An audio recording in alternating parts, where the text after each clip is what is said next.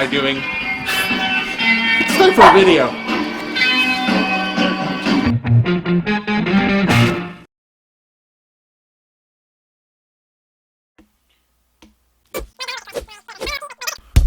Oh, hi there. It is. Get that sound perfectly. Hi there. It's Timmy Joe Reviews Anything, and yeah, I started cataloging my vinyl record collection, my vinyl LP, my record collection. Let's just say that so no one yells at me. And I wanted to do a review on collecting records and let you guys know what I think, and let's see if it's worth it to actually do this. I mean, it's actually quite an investment of both time, money, and now that I'm cataloging them, I'm starting to second guess whether or not it's worth it. So yeah, basically I started collecting records about 5 years ago, like hardcore, and actively seeking different artists and stuff like that. Before that I had stuff like this.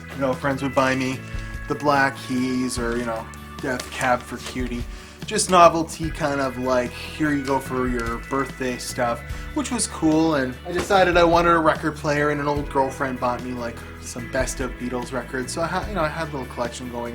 And then my father passed away and I went through his records, and after I went through the Dolly Partons and all of the Kenny Rogers records and the Genesis records, I took what was worth it out of that collection and kind of realized I had like a little thing going. So I'm 30 records in. Well, let's start really looking for records. Go to the local secondhand store, find quirky stuff like this. I mean, I should probably get rid of that. And then people start going, oh, I hear you like records, and they start giving it stuff like this, like 1, 2, 3, 4, 5, 6, 7. Oh my goodness, 8 Charlie Pride records with scratches and no inner sleeve or whatever.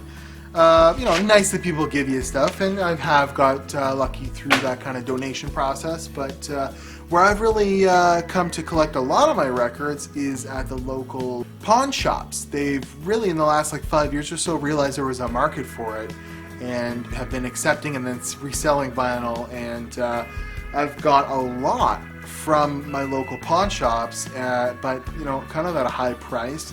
I went to some estate sales too and got kind of lucky there, and got a whole whack of things for like $5 here and there that ended up actually being worth like 15 or 20 bucks. So I'm here and I've got like 250 records probably, and out of like the real good, like worth keeping rock ones, maybe like 180 to 200. Some cool jazz and stuff like that in there too, and blues. But I start cataloging them, and I make a spreadsheet, and I eBayed and used a few other websites to find out what everything's worth. And I'm kind of like disappointed at the prices that are coming up, because they're not any better than they were 5 years ago. And then you come across, like, unfortunately, David Bowie just passed away, and I thought these gotta be going up, but really, if you're into records and collecting them, and you're into David Bowie, you probably already had most of the records anyways, so it's not like the demand for them's gone up, and it's not like people are going, oh my god, David Bowie passed away, let's go out and buy all the records because they'll be worth money someday. So, I found that really, out of all these, there's only like 2 that are going to go up in value anyways, because they're the real records and not a re-release or, a best of record. Like, this is just a kind of a greatest hits from the 80s.